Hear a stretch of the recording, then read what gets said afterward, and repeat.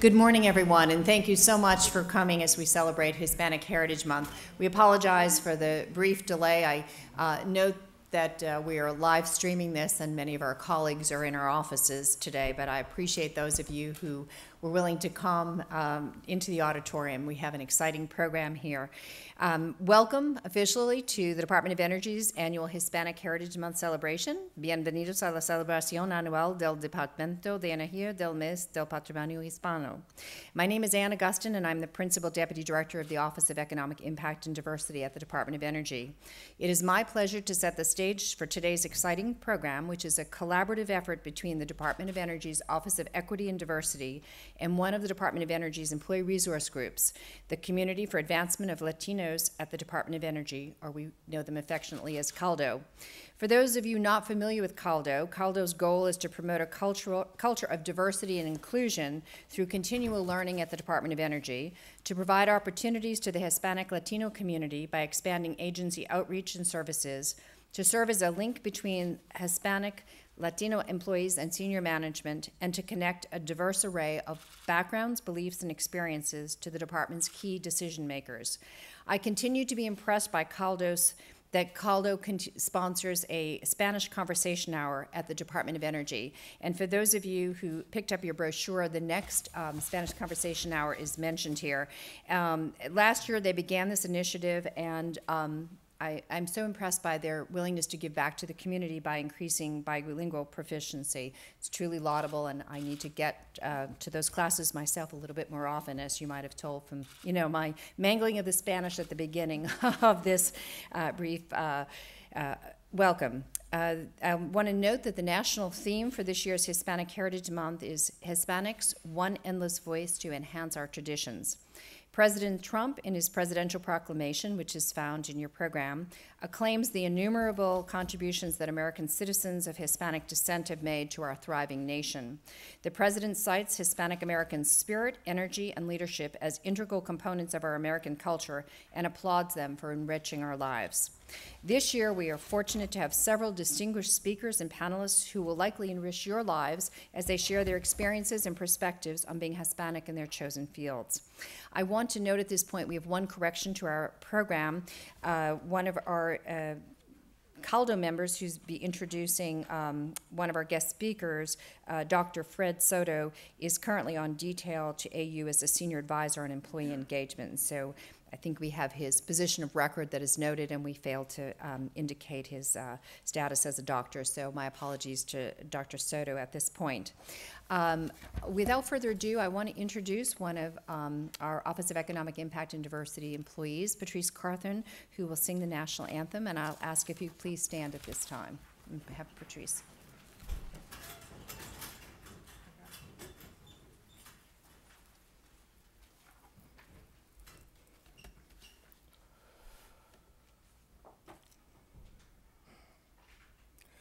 Oh, say, can you see by the dawn's early light what so proudly we hailed at the twilight's last gleaming, whose broad stripes and bright stars through the perilous fight o'er the ramparts we watched were so gallantly streaming, and the rockets' red glare, the bombs bursting in air, gave proof through the night that our flag was still there. Oh, say does that star-spangled banner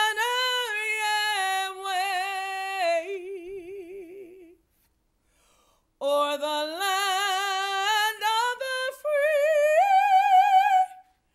and the home of the brave.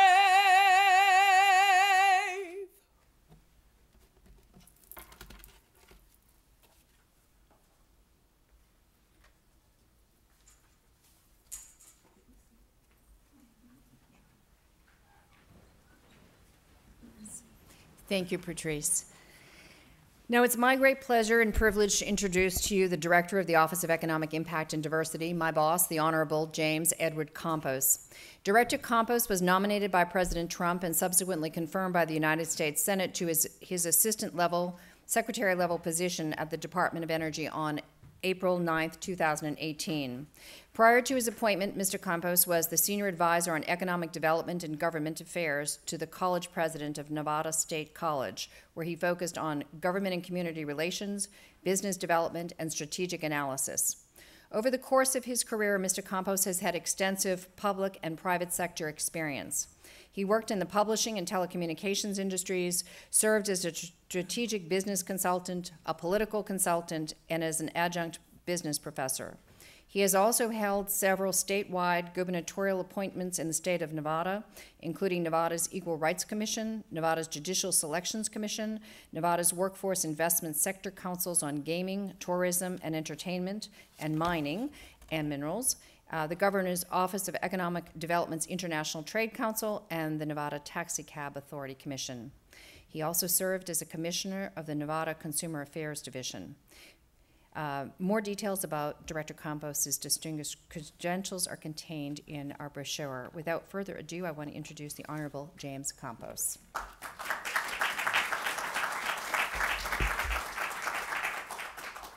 Thank you, ma'am. Welcome.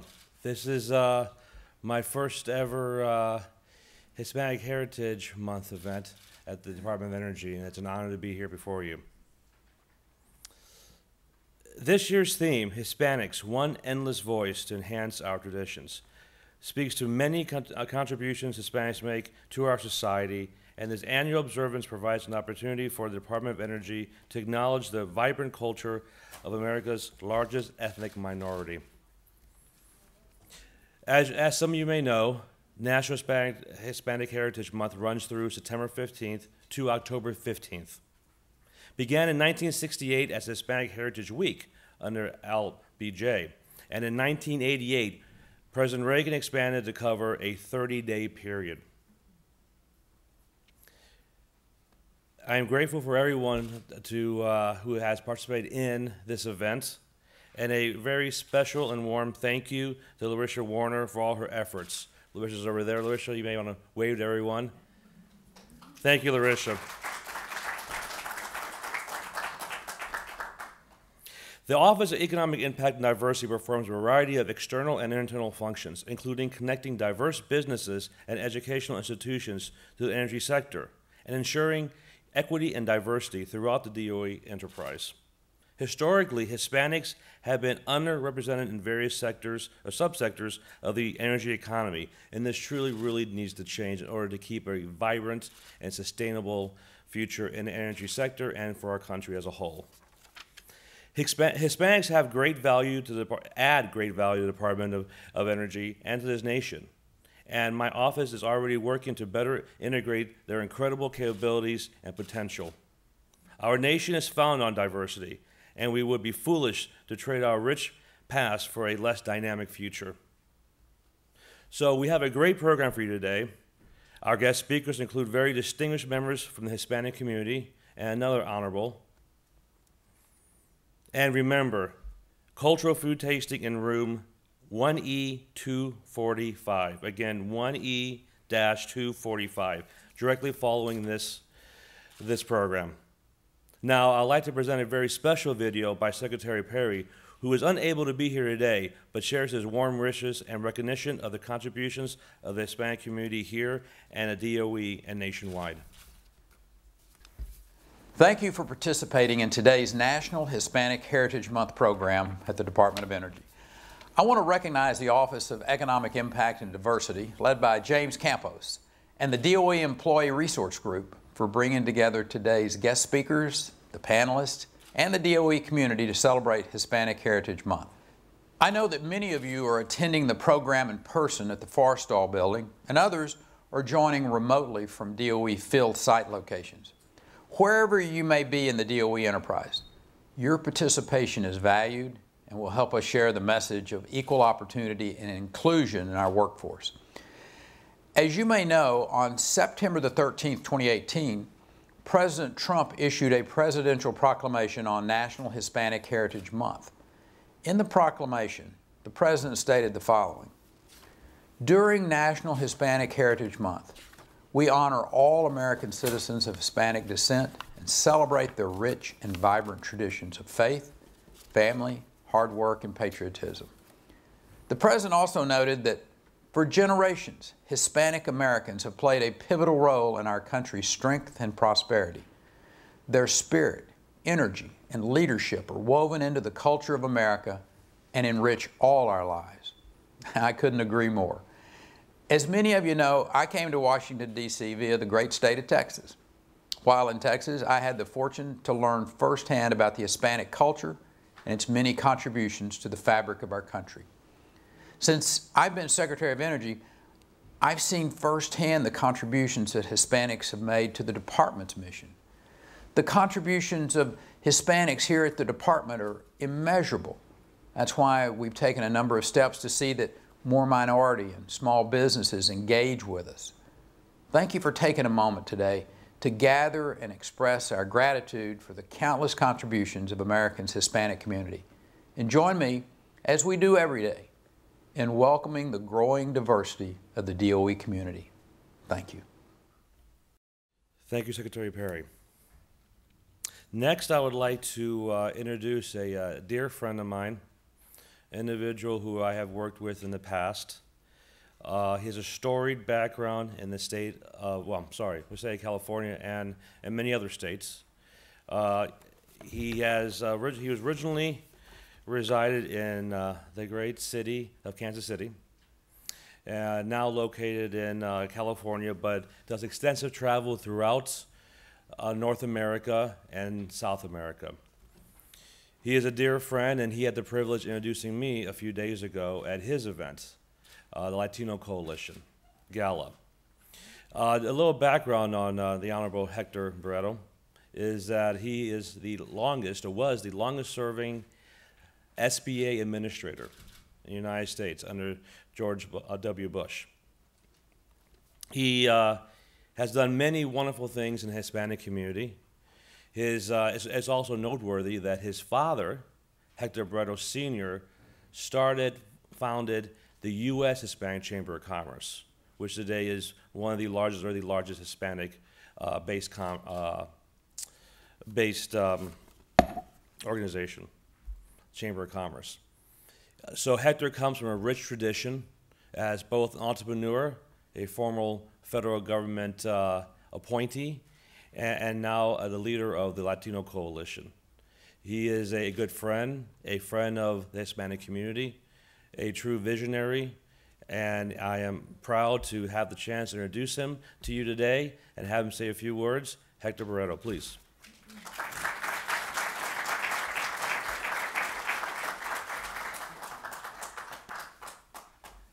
Thank you, James, and thank all of you for being here.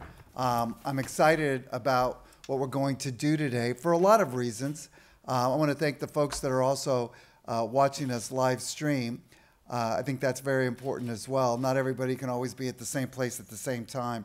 I want to thank Secretary Perry, somebody that I've had an opportunity to work with in a different role when he was the governor of Texas and when I was in the Bush administration, and of course my dear friend James Campos. I'm proud of you, James, and I know that you're going to do a great job here representing the Department of Energy and many communities, including the Hispanic community.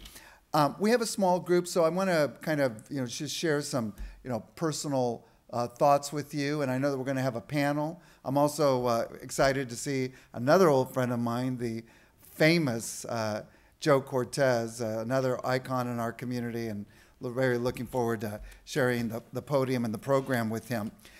James talked about how every year the President of the United States declares Hispanic Heritage Month.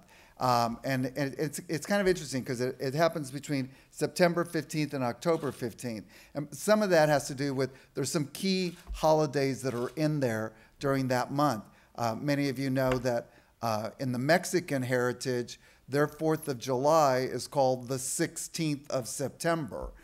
So, by doing it on the 15th, we kind of capture some of those festivities. And by the way, there are all kinds of events going on all around the country.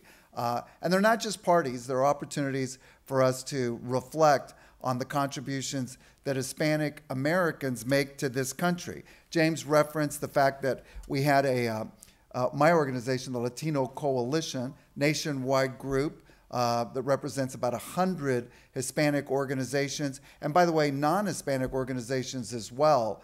We have over 1 million Hispanic businesses in our database. We've been around for about 25 years. When I left government, not only did I move back to California to get into my own businesses or go back to my businesses, but I also took the mantle of Latino Coalition, and we've been growing ever since. So we did an event earlier this week. We had it Tuesday, and I was so gratified that James was able to come and say a few words.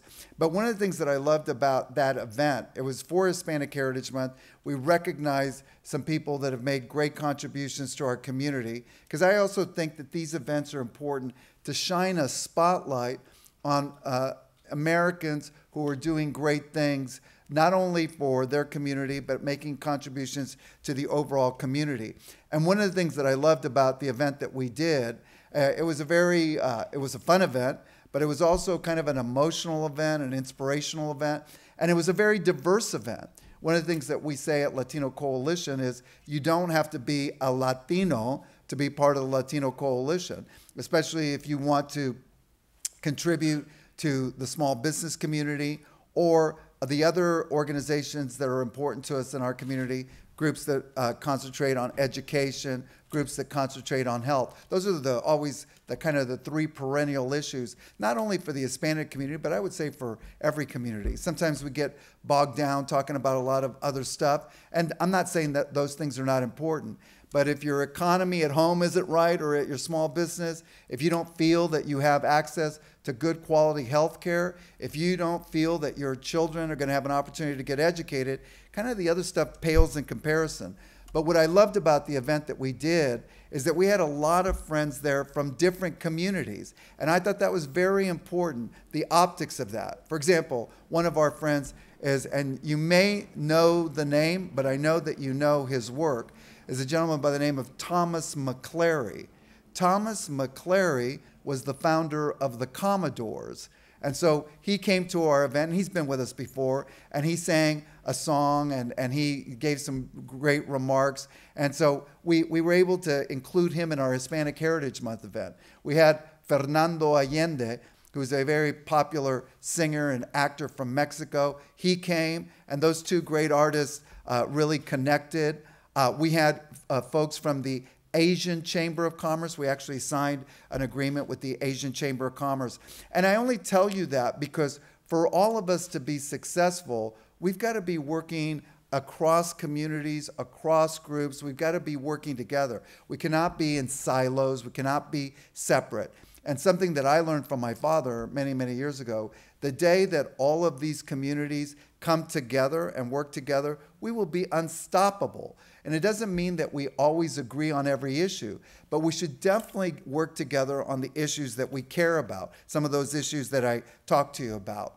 So this issue about the Hispanic community, Hispanic population, is not something new to me. James mentioned to you that I was brought up and raised in Kansas City, Missouri. Kansas City, Missouri is a great town. I love the city. My family still lives there. It's not the hotbed of Hispanic culture. You wouldn't think of it, Kansas City as, being really on the cutting edge of what's happening in the Hispanic community. But there's some great examples. There's a lot of leaders that come out of that community. My father, James mentioned, started the first Hispanic Chamber of Commerce in Kansas City. And my father was an immigrant from Mexico in the late 1950s, got involved in businesses, had a little Mexican restaurant.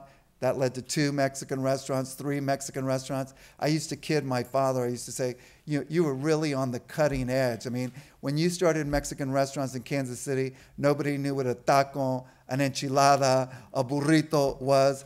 They thought that was really exotic food. And of course, now we have lots of Mexican restaurants in Kansas City and all around the country.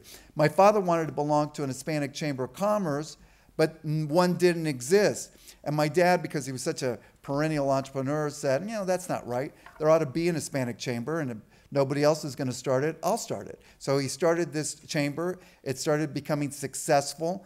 Some people in the community said, why are you doing that? There's not that many Hispanic businesses in Kansas City. But my dad was a visionary. He was prescient. And he said, someday there will be. And of course there is. There are many, many more. By the way, the extension of the story is later on he said, I want to belong to the National Hispanic Chamber of Commerce. And his friend said, well, there isn't a National Hispanic Chamber of Commerce. And this was in the late 70s. And my dad was like, well, that's not right.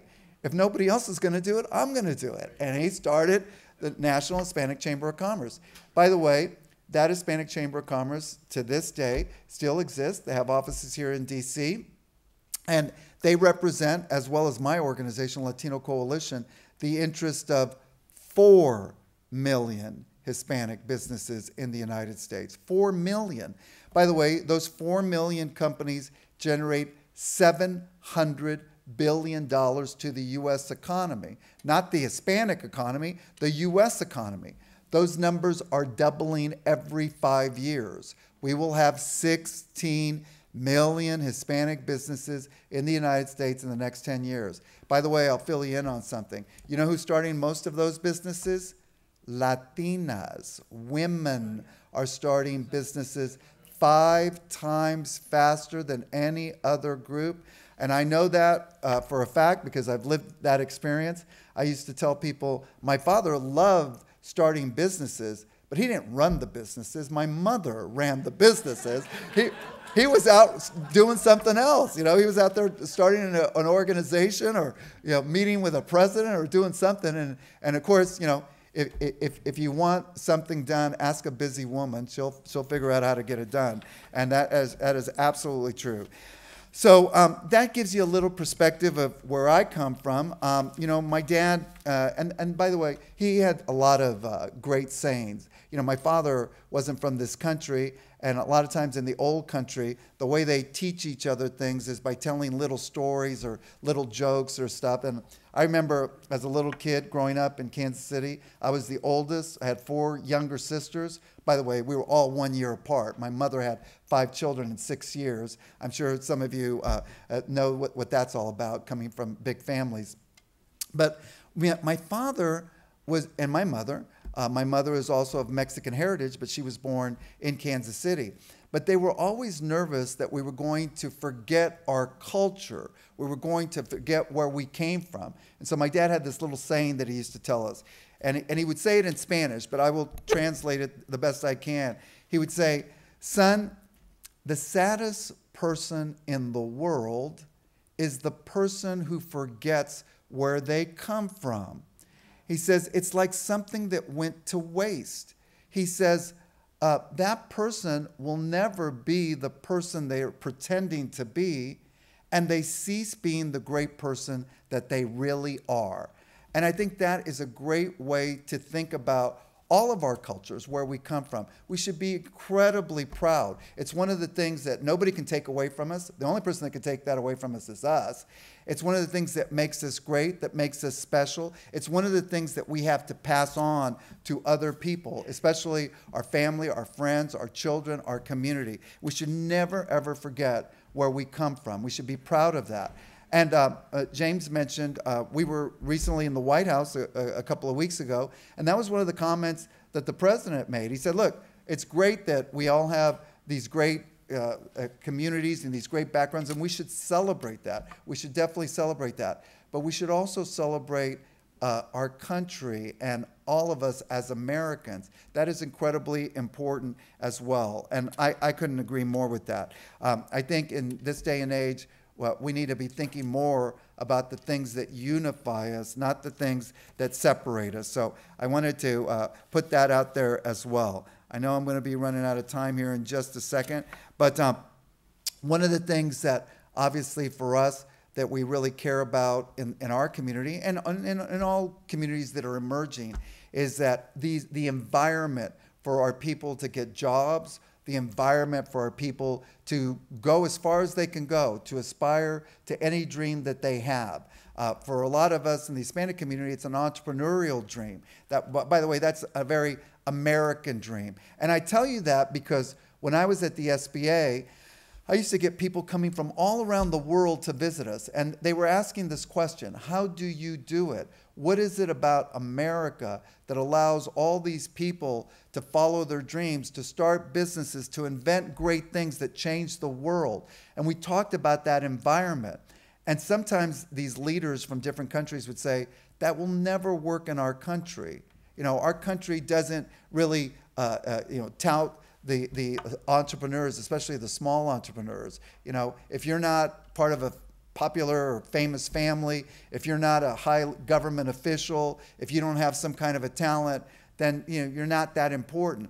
And we say to them, well, our heroes are people like Steve Jobs and Henry Ford and Bill Gates and the founders of Coca-Cola. And by the way, if you know a little bit about their histories, they struggled, they failed, and then they tried again. And then they failed, and then they tried again. And that's one of the things that I think makes our country also very different and very special. It doesn't matter where you start, it only matters where you end up. And I'll leave you with a couple of last things, if I have a couple of minutes, James.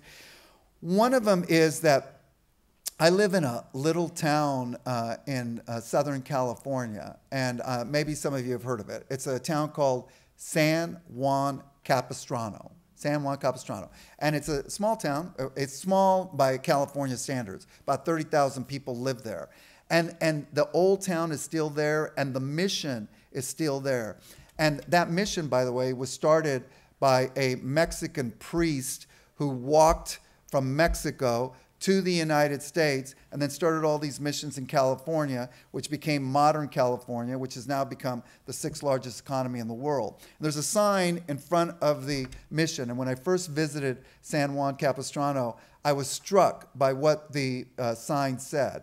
It said, in 1776, this mission was founded here in San Juan for the native people that lived there and for the other people that were coming.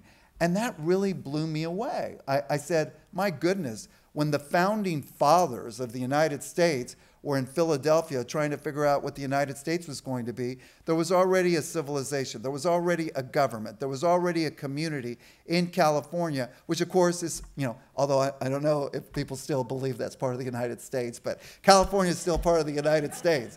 And so I think that the reason I tell you this is that, Hispanics have always been in this country. A third of this country was the old country of Mexico, all these Western states.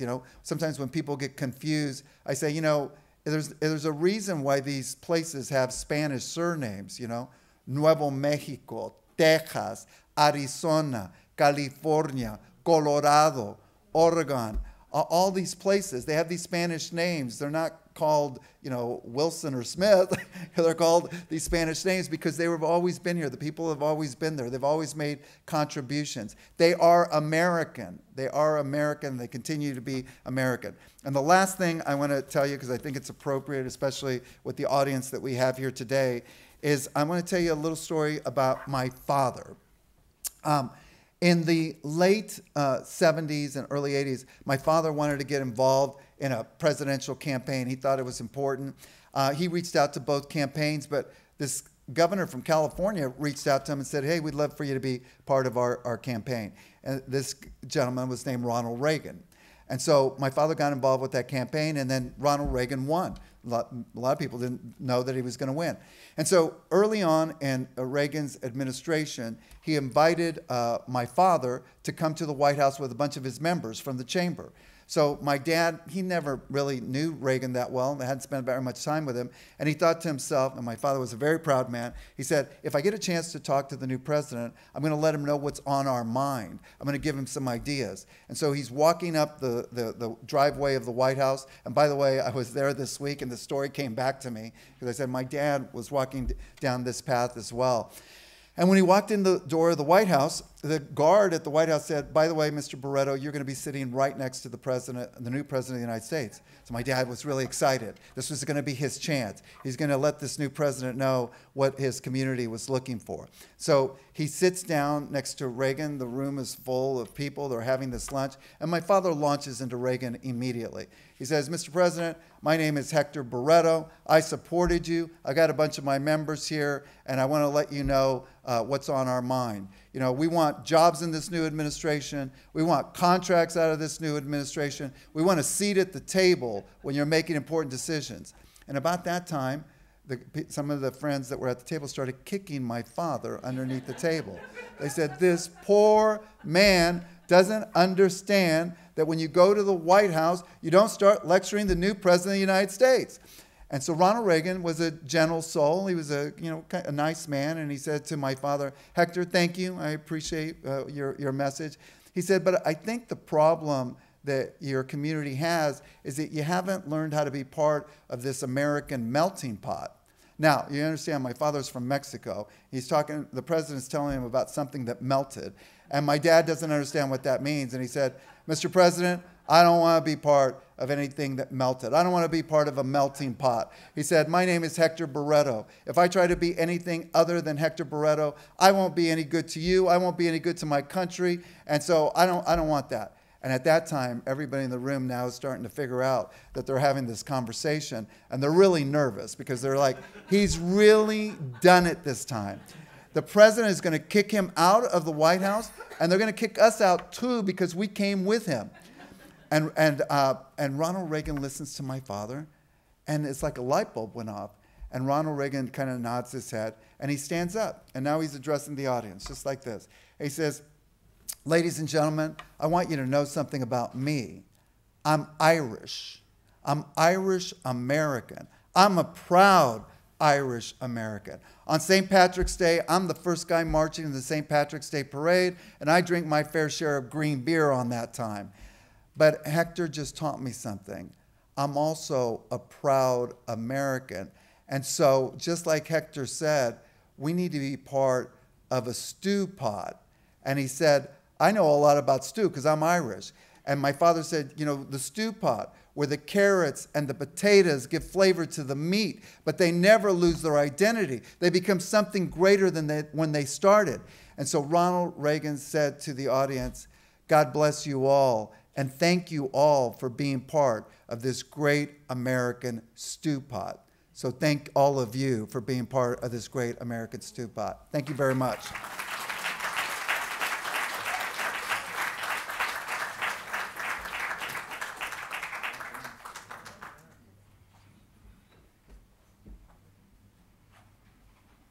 I don't know about you, but I'm so proud. You know, and I really am. I mean, I'm thinking of where I came from. You know, golly, we were poor. And not that I'm rich now, but my God, we've all come such a long way. And I think this is a time to reflect on that long way that we've come. I'm proud of my department. I'm proud of my country. I'm proud of the people here. I'm proud of the people who put this together. And we should be proud of that as well, because when you're proud, you walk different. When you're proud, you talk different. When you're proud, you act different. And I think it's time to really reflect on that pride. And you brought the pride today, Mr. Barreto, and I'm happy. So my name is Fred Soto, and I work as the Senior Advisor for Employee Engagement and Leadership Development, and I'm presently assigned to the Office of Environment. This is a long title. Environment, Health, Safety, and Security. And I'm having a blast there. And I want to thank Ed for inviting me to come here and participate in the program. And by the way, if you don't know, we have a wonderful employee resource group called CALDO. That's how you say it in English, CALDO. But in Spanish, you say caldo, right? Now, I say it because I'm a drummer. I say caldoe, caldoe, caldoe. All right, so anyways, I want you to get excited. We have any CALDO members here right now? Please, in the group, raise your hands. Please look around. See the hands in this room. People who are online, raise your hand too if you're Latino. Ask people to take you to lunch this month. and I'm very proud of all of you. So let me get to the business of introducing our panel. So I have introduction of panelists and moderator.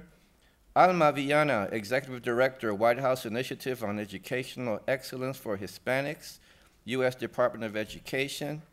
Hold your applause to the end. These are great people, but hold your applause to the end. Allison Wise, Program Director, Office of Diversity and Inclusion, U.S. Office of Personnel Management.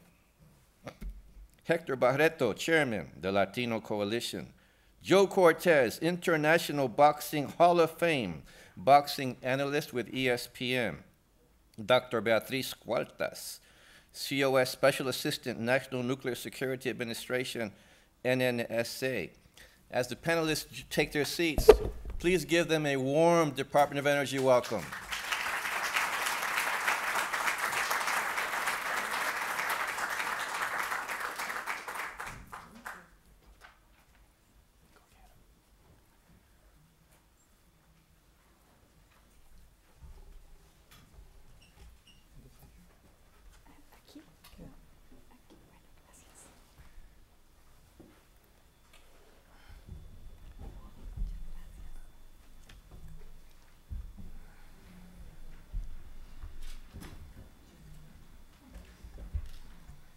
Hello again.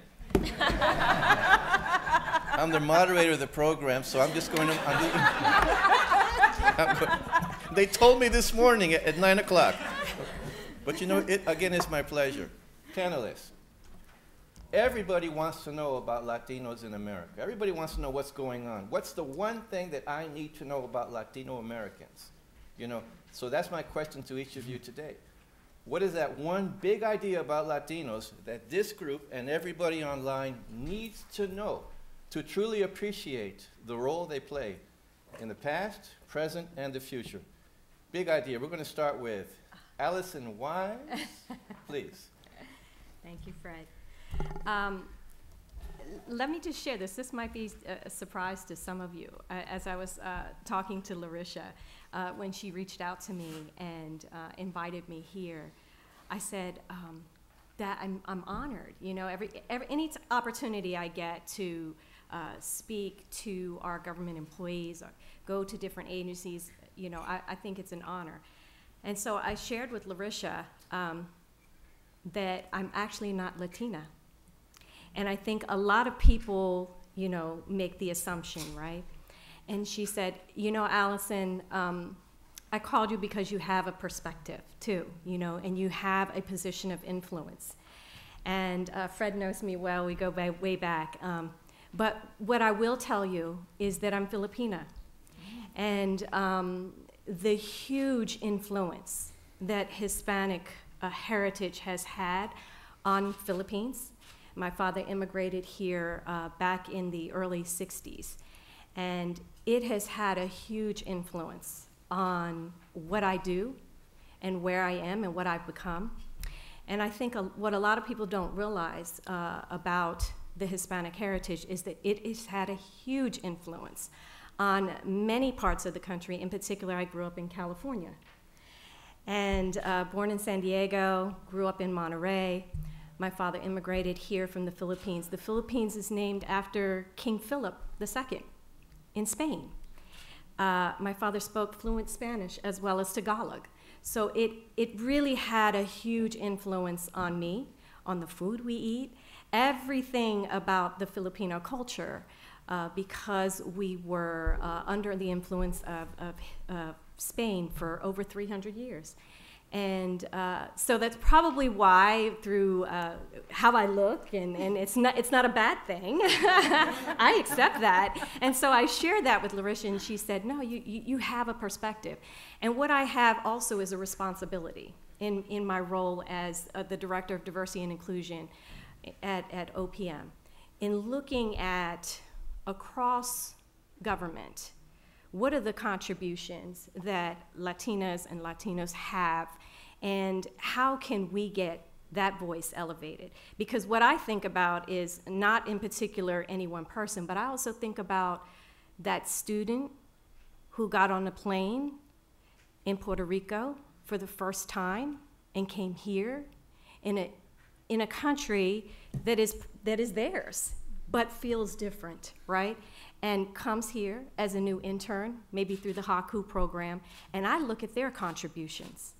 And so in my role, it is to share that they also have contributions. And I think about those as we, now looking at OPM and looking at how we can increase the representation at all levels of government so that we can create that diverse workforce. I have that responsibility of looking at that and creating a voice for those who don't have one. So thank you for allowing me to share a little bit about my story. My father went on to work in the White House as a White House chef. I'm so proud of I have a Hispanic maiden name. It's Guevara. And so a lot of people think, so he worked for the Nixon, Ford, and Carter administrations. He's one of their top chefs, and I'm so proud of my heritage and that story in my life. So thank you for allowing me to share that. Excellent. Thank you, Alice. So let's hear from Alme Viana, Executive Director. Yes. Alme? Well, if you ask what's the one thing that I would like people to know as the Executive Director of the White House Initiative on Educational Excellence or Hispanics, I know that that's a pretty long title as well. You mentioned yours was long, so I can relate. It is that right now, our Hispanic students make up a very large portion of our K through 12 public schools. We are not just the largest minority group in the United States right now, we are also the youngest. And so it's estimated that by 2026, 29% of all K through 12 students will be Hispanic. That's 15 million learners. Something that is very important to note also is that in 2014, the Pew Research Center said nearly 6 out of 10 U.S. Hispanics are millennials or younger. That's 33 or below. And so it's very important for us to take that information. If I had to extend any information as being critical, for me, that is certainly something for all of us to take into consideration, because there is no doubt that the success of our students and the success of those in our classrooms right now, whether they be K-12 in 2-year colleges, 4-year universities, career and technical education programs, entrepreneurial type programs, that these students will be the engines of our workforce moving forward. And so there is a definite link between the preparation and the opportunity that we provide to our students and the promise and the potential for sustaining the prosperity of our nation. And so if there was one thing for me to share with you as a part of my role and what I do here to serve our great nation, it's to keep in mind the duty that we have, the responsibility that we have to our young people as they become greater and greater in number, but also greater in their impact when it comes to the prosperity of our country. So thank you very much. It's a pleasure to be here as well, and I'll continue to let our other panelists share their words of wisdom. Thank you. Please. Now, Hector, you told us a lot of information, and most of it are pumped and excited. What is that one thing, that one action item for us that we need to focus on today? Yeah, and thank you so much for allowing me to be part of this. This is, kind of a labor of love, something that I'm very passionate about. I think it's understanding how the community is changing. And you just mentioned a little bit about how young our community is. I heard a statistic not too long ago that probably 80,000 Latino young people turn 18 every year. That's a huge number. I mean, that's about 10 million people a year that are becoming voters and are going to be in careers and are going to start businesses. And so they're going to have a lot of influence on what happens in the country in the future. And the community has changed a lot. I mentioned, when my father came in the 50s, Hispanic community probably wasn't that large. It's 18% of the population. In the next 20 or 30 years, it's going to be 25% of the population. I live in greater Los Angeles. It's already 50% of the population. It will be 50% of the state, again, in the next 20 or 30 years. These numbers are not going to stop. And it's not happening because of immigration. Immigration is a very small part of it. It's now just, childbirth. I mean, it's just, we have large families. And, but I wanted to say this because I think it's important. I remember I heard doctor one time, kind of a statistician, say, you know, sometimes they ask this question about Latinos, what do they want? You know, do they want to be separate and be with their community and have all their customs, or do they want to be American? And the professor said that's kind of a ridiculous question because that's an either-or question, and it's really and. And what he's saying is, look, every Latina mother wants her child to be successful, wants the child to get an education, speak English. So it's not an either-or proposition, it's and. What he meant by that is we're very loyal to our history, our customs, our food, our language, and we're also very proud Americans who serve in our military and love being American, patriotic Americans. And so thinking about the Hispanic community a little bit differently, not like other, you know, any of us can get marginalized. You're other, you're not like everybody else. That's ridiculous. We are everybody else. And so that's what I wanted to communicate. Wow, please, please. Thank you so much. Dr. Beatriz, would you please? Greetings, everyone, and thank you for having me here today. I'm very appreciative to be able to speak with my community and to all of you who are here. And when I say my community, I say my Hispanic, Latino, Latina, and American community, and the world, really, because we are members of this greater community.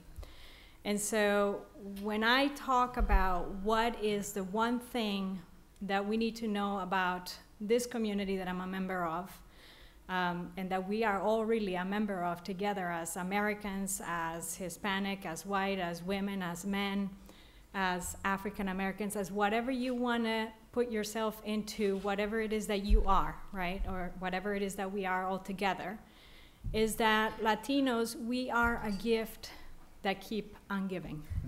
That's who we are. Endless giving to our communities, not only from our individual aspects as the persons that we are, but also as the members of the Latino community, as the members of the greater whole of the bigger purpose, of the bigger oneness that we belong to. And we all belong together, right? And as we belong together, we continue to give. So what do we give? We give onions because we are the ones who pick the onions in the fields and the cotton of the clothing that we wear. We are also the taxi drivers and the makers of the food that we eat every day. We are the people that are the secretaries in the offices, but we are also the Latino community that is up and coming, right? And so up and coming meaning not only voters, but the future leaders of this country. And so therefore, we are the gift that keeps on giving. That's it.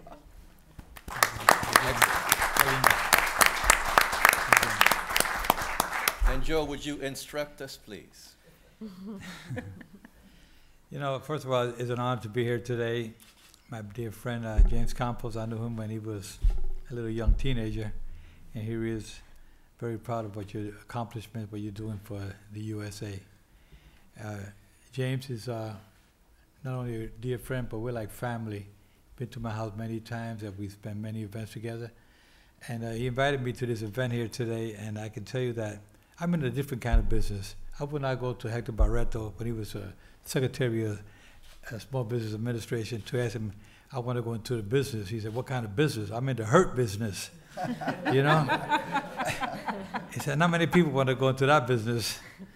There's some of the great fighters that, you know, I've refereed for 35 years, and now I'm a boxing analyst for ESPN Deportes.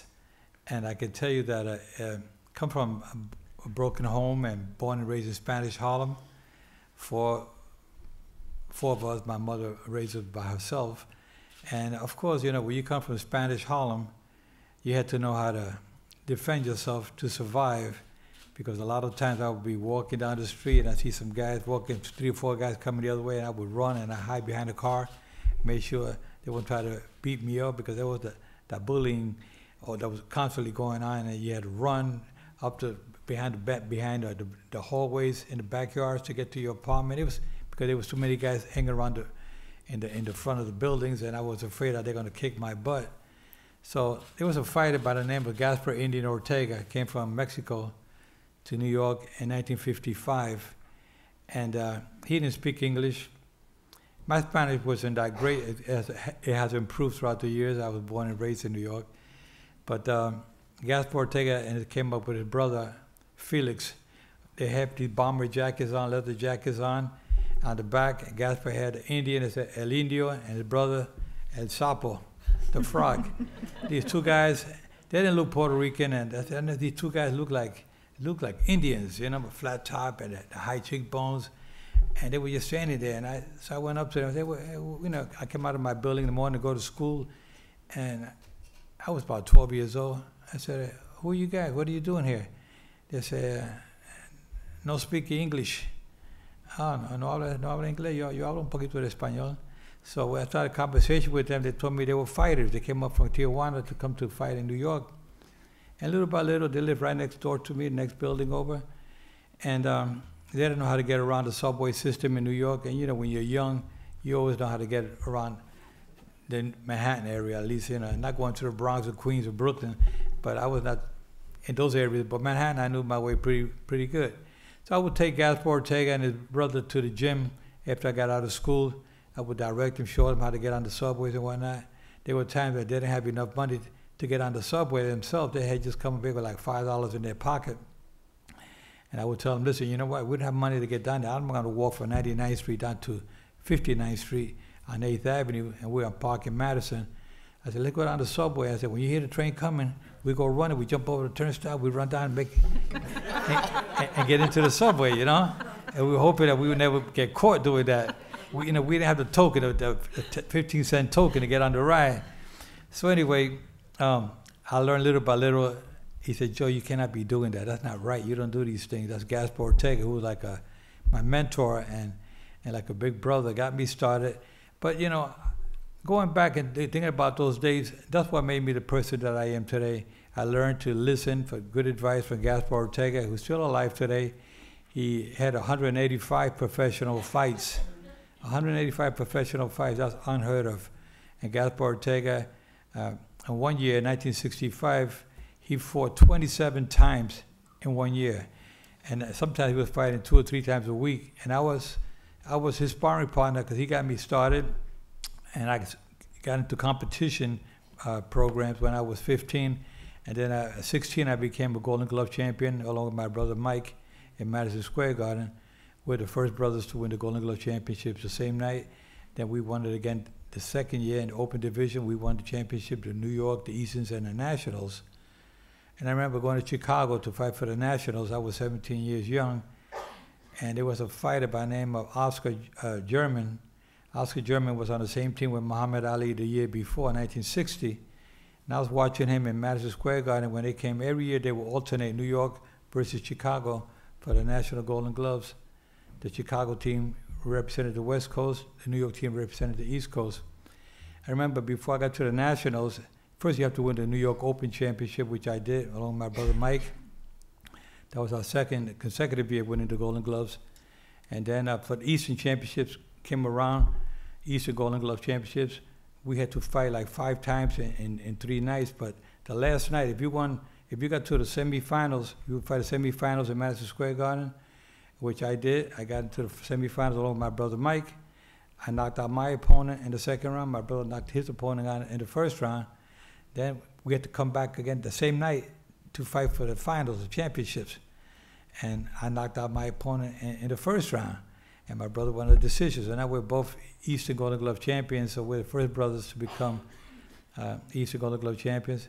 Now we had to go to Chicago to fight for the Nationals. Oscar German, the fight I was just talking to you about, on the same team with Muhammad Ali in 1960. He was knocking everybody out. And in the last 3 national championships, Oscar German was a real knockout artist. And I was watching him the prior year when I was a novice. Now I'm fighting him for the national championship in Chicago Stadium. I go in and look at this guy, 25 years old. I'm a young 17-year-old. My brother Mike, also on the same card. And we said, wow, this is going to be tough, but you know what? I got my jaw broken, and when I was a kid, I fell off a wall. I was always afraid to get hit on the chin because I was afraid maybe I had a weak chin. But I got in there that night. I think he only touched me with about 3 punches the whole night. I went to the National Golden Glove Championships along with my brother Mike. So it was a great honor winning the amateur championships.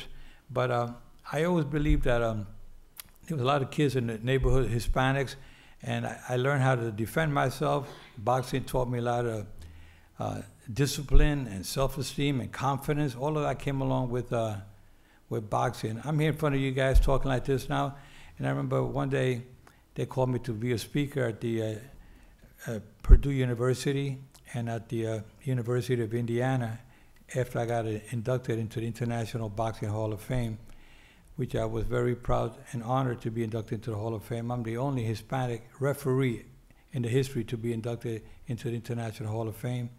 I got inducted with Mike Tyson, Julio Cesar Chavez, Sylvester Stallone, of which I was in his movies, Rocky Balboa, and some other movies that I was involved with. Joe, if you keep telling your story, I'm not going to have anything to introduce you with. Okay, well, you know what? Okay, I don't want any points taken away from me. I don't want to be disqualified. No points. So I'll continue about the Hurt Business in a few minutes. There you go. Okay. Thank you. All right. Well, we're going to hear from Joe. A big hand for Joe, please.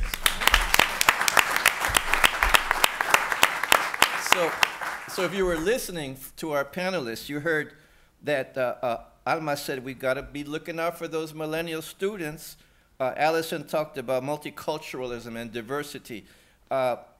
Hector talked about the numbers, the overwhelming numbers that we can expect in the future.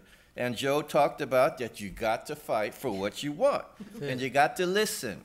And you got to go for the discipline and self-esteem. And Dr. Beatriz talked about Latinos, the gift.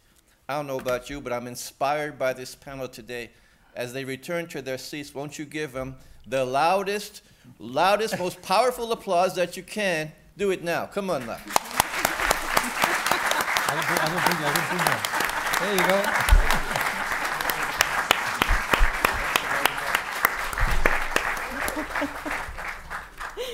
Excellent, excellent job. Thank you, sir.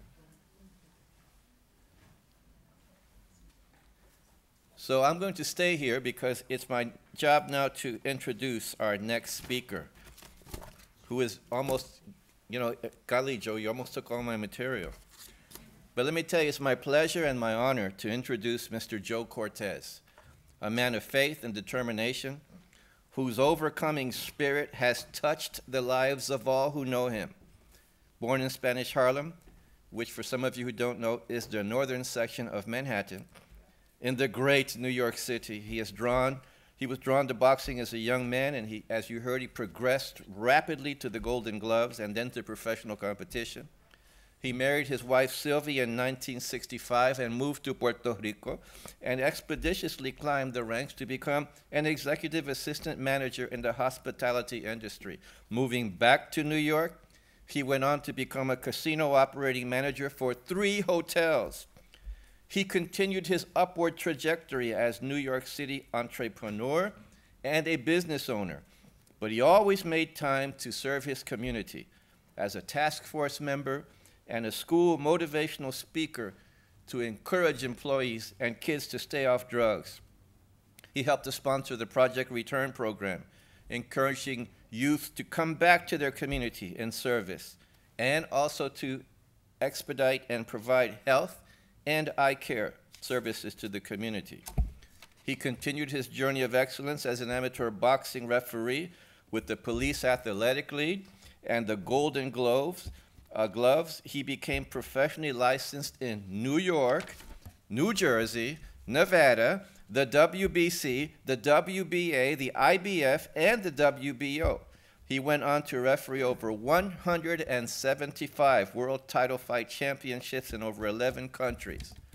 But he's no stranger to adversity.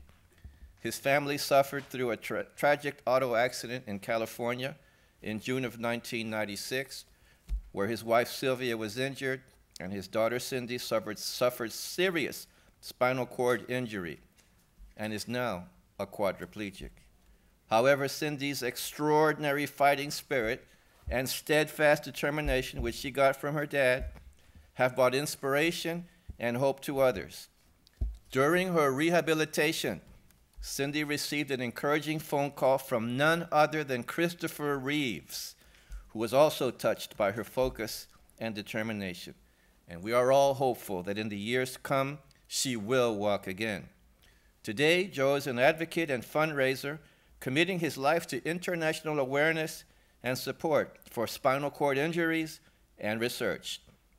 Joe Cortez is also an alumni of the FBI Nevada Citizens Academy. In 2004, he also became a constable in the city of North Las Vegas. And yes, Joe was inducted into the New Jersey Boxing Hall of Fame in 1998, followed by the World Boxing Hall of Fame and the Nevada Boxing Hall of Fame. In 2011, he was inducted into the International Boxing Hall of Fame, along famous names like Michael Tyson, Julio Cesar Chavez, Kotsia Tsu, Nacho Berenstain, and yes, Sylvester Stallone. And stay tuned, because you're probably going to see him as an analyst on sports TV, ESPN. Building on his success as an entrepreneur, business owner, boxer, and referee, he is a role model for at-risk youth. He has the Si se puede attitude. Yes, you can get it done. He continues to serve in programs that teach boxing but also instill discipline, self-esteem, and high self-confidence.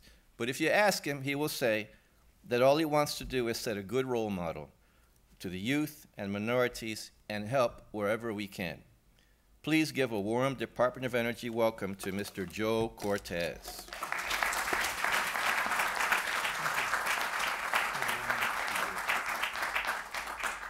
Well, again, he said it all.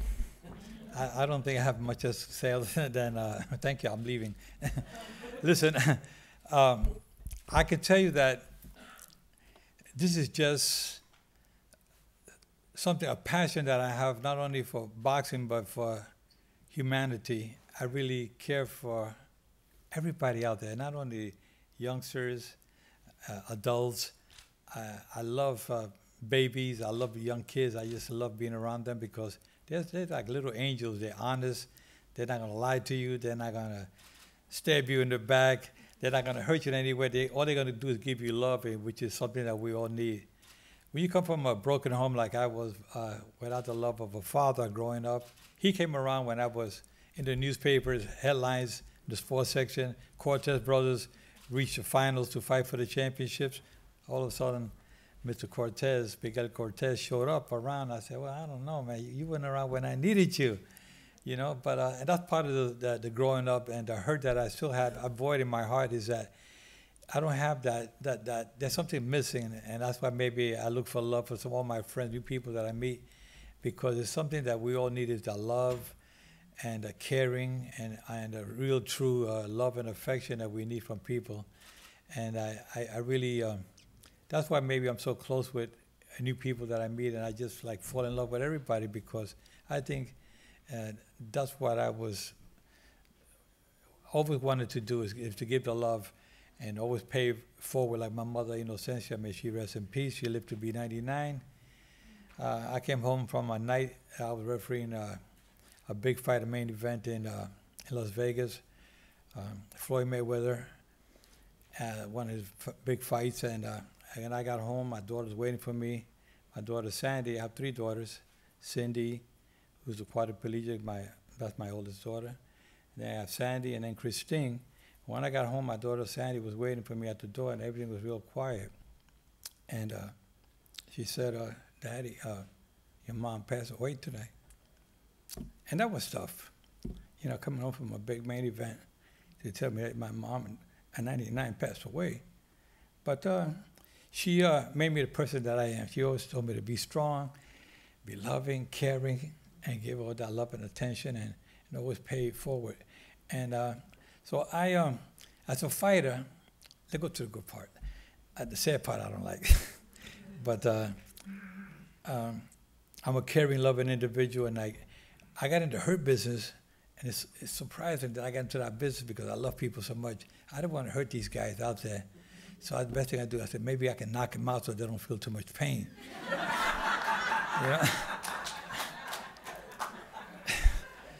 So I would, they get knocked out, and I would embrace him after. I say, I'm sorry, but one of us had to win. I better knock you out than you knock me out. So anyway, but it was an honor for me to win the 6 Golden Glove championships, and as a professional, I was 18-1.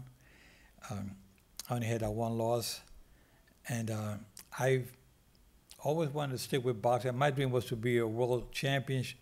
I never made to be a world champion, but my mother always told me, and Gaspar Ortega, the gentleman who I talked to you about earlier, the Mexican fighter who came to New York, said, Joe, if you don't make it to be a world champion, you can be a champion in life. And, and I said, well, that's not a bad way.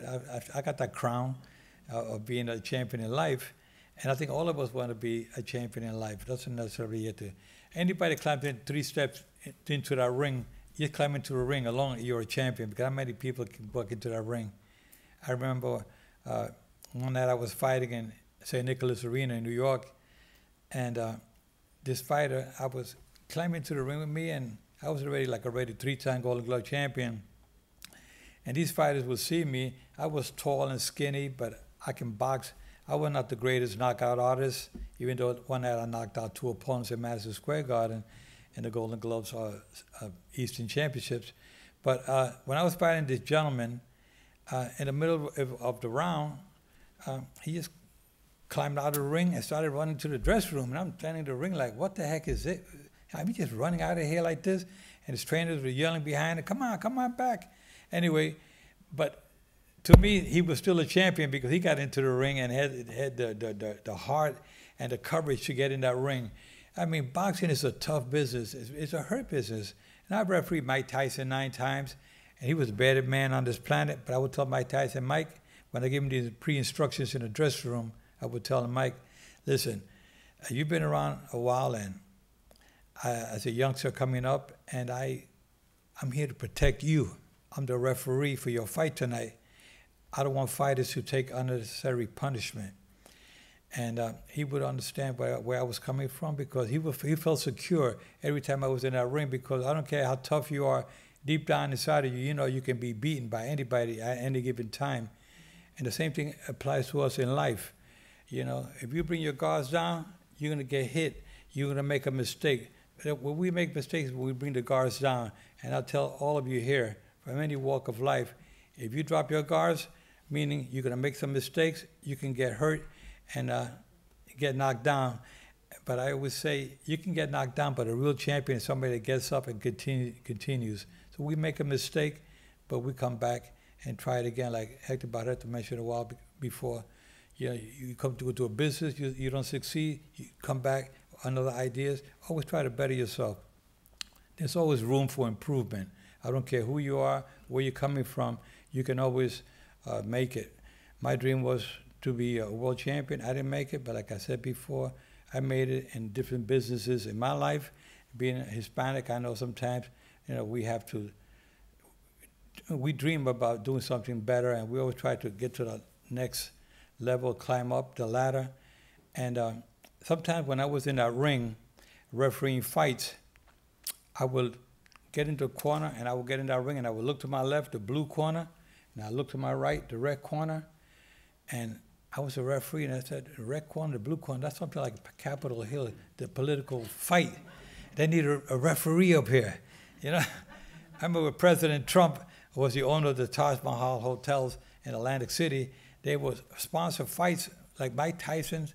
One night he was fighting, and Donald Trump was there, and it was his event, and Mike Tyson was fighting Michael Spinks. And Donald Trump, Mr. Cortez, come here, can I talk to you a minute? And this is Donald Trump. I said, yes. He said, Joe, who do you think is going to win tonight? I said, well, as a referee, I try to stay away from that, but you figure it out. I said, Mike Tyson been knocking everybody out, but anything can happen in boxing. But anyway, that night was one of the first times that I got to talk with a promoter, Donald Trump, who is now a promoter here in Capitol Hill. I call him promoter. He got some tough fights up here, and I think maybe I should come up here and referee, I know during his campaign, he would say, he used my catchphrase, I'm fair, but I'm firm. I looked at it on TV, I said, Donald, that's my line. You can't be saying my line. I got that trademark. I'm fair, but I'm firm. But anyway, it really is a shame to see some of the things that are going on in the country today, because I don't like to see everything kind of divided, and people are not. It's like a fight, and I want to see fighters, parties. I want to see a world champion out there. And sometimes you say to yourself, well, who's going to win? Well, you know, one of the things I see, the DACA situation is going on, and to me is that the interpretation for DACA means, to me, deseamos amor con América. Okay? You know? And that's my interpretation for the DACA situation. But I know things are going to happen because we have a lot of folks from all different walks of life, especially Latin American, and that are wishing to become citizens. A lot of the DACA folks out there have served the United States military, and I'm not into politics, but all I can tell you is that I want to see this fight come to an end, and I want to raise the hands of both parties, both champions, and make it a draw and make our dream come true, because that's what we need. We need unity, we need love, we need understanding, caring. All of that goes into what we're trying to accomplish here in America. And me as a father of 3 beautiful daughters, Cindy, Sandy, Christine, I've been married for 53 years to the same lady. And I'll tell you a little story. People told me, Joe, I mean, how do you survive 53 years? I mean, you're a guy, a tough guy in the ring. I said, no, I'm the softest guy. I'm a little pussycat. I don't like to fight. I don't like to argue. I'm an easygoing guy. But I said, but my wife, on our 25th anniversary, wanted to go to an exotic place. So I took her, exotic place. I've been around the world refereeing world championship fights. So I took her to Beijing, China. And she loved it so much. She said, wow, this is beautiful. And people say, Joe, what do you do for your 50th anniversary? I said, well, I went back to pick her up. That's how I made it to 50 years. Every time I say that, she says, I'm going to knock you out.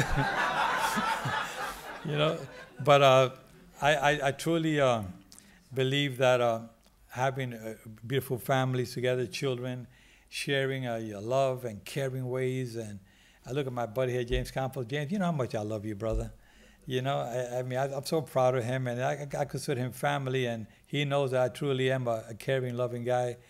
And you get to know me, and not as a tough guy in the ring. Everybody says, Joe, man, you're so tough in that ring, the way you took Mike Tyson and you took points away from him. And I said, you know, I took a point from Mike Tyson because he headbutted his opponent intentionally. And then I had to end up stopping the fight. But Mike Tyson, when I took the point from him for intentionally headbutting his opponent, as a matter of fact, that was his last fight up to 9 that I referee of his. When I took the point from him, he looked at me, I looked at him, and I covered my ears real quick.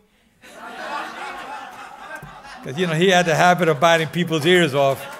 So every time I come around Mike Tyson, I look at him, I just make sure he had his meal ready for the day. Anyway, guys, I want to tell you that it's an honor to be here with you guys today. I really, truly love my country. I served in the U.S. Army myself, and I can tell you that I'm a true American. I believe that all Latinos and all folks from all walks of life deserve an opportunity to make their dreams come true. God bless you, and God bless America. Thank you.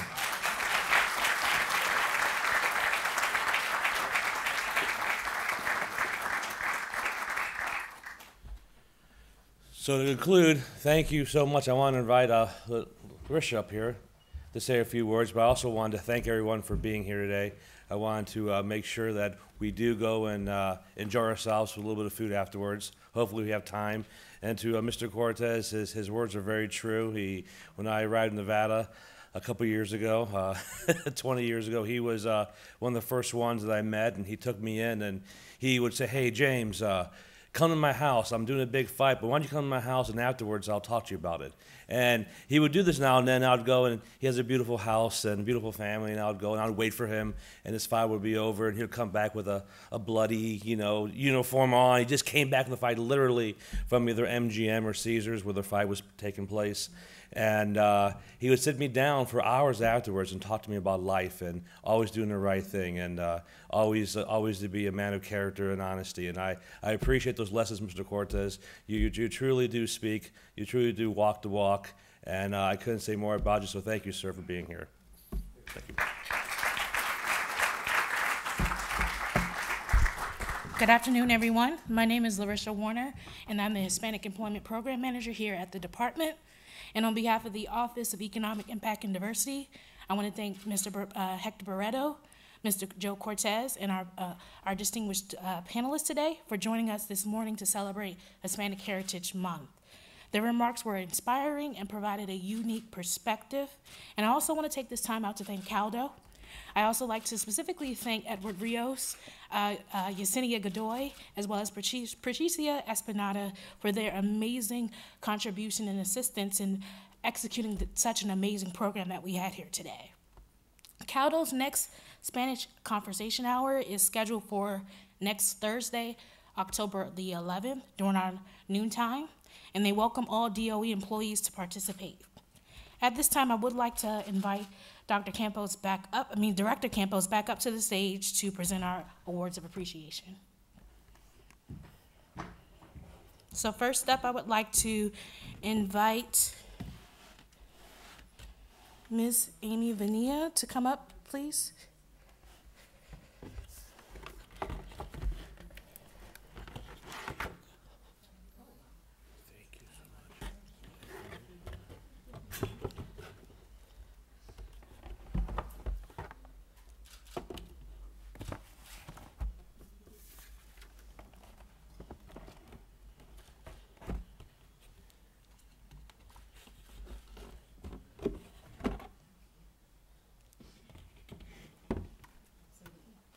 Next up, Ms. Allison Wise.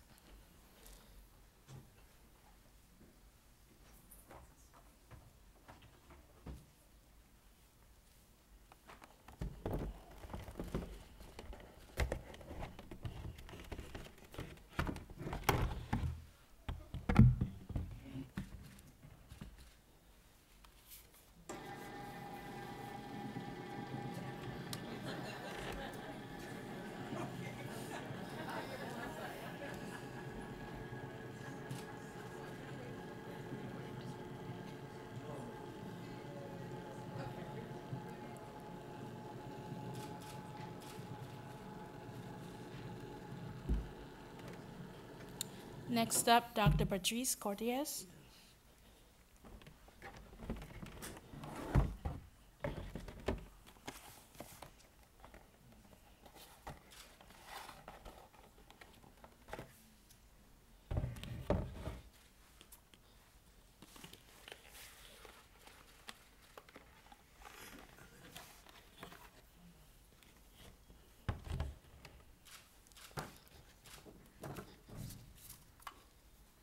And lastly, Mr. Joe Cortez.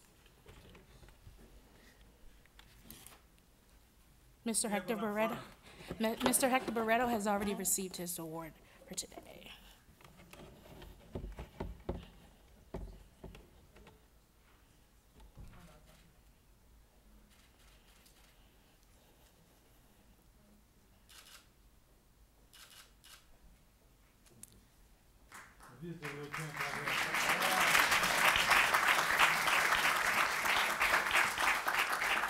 I have two final things to note. I'd like to again invite you to join us for our cultural food tasting reception immediately following this program in room 1E245.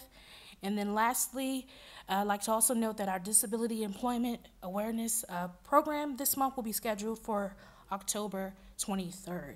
We hope to see you there. And this concludes our program. Thank you so much.